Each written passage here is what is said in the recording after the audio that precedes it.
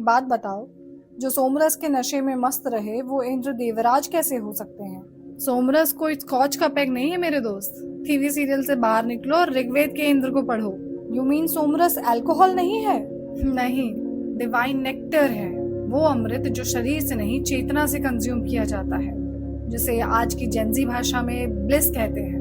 मतलब यहाँ भी सिंबॉलिज्म? एग्जैक्टली। सोमरस एक मेडिटेटिव कॉन्शियसनेस का प्रतीक है, एक ऐसी एलिवेटेड स्टेट जो इंद्र यानी मन को क्लैरिटी, डिवाइन इंसाइट और ट्रांसेंडेंस देती है।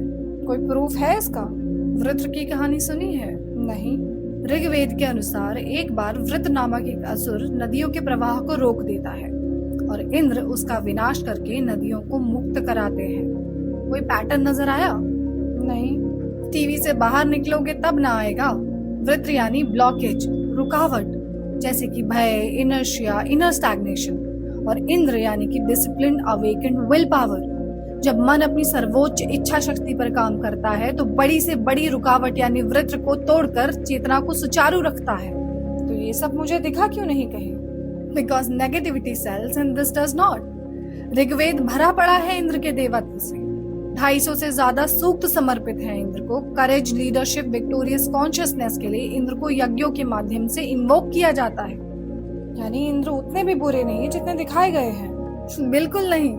अगर मेटाफिजिकल रियलिटी की तरह देखो तो इंद्र वो फोर्स हैं जो लगातार एंट्रोपी के कारण केओस की तरफ बढ़ते जगत में स्टेबिलिटी और ऑर्डर बनाए रखते हैं। और सिमिलर ट्रांसलेशन तुम्हें मन के रूप में नजर आता है।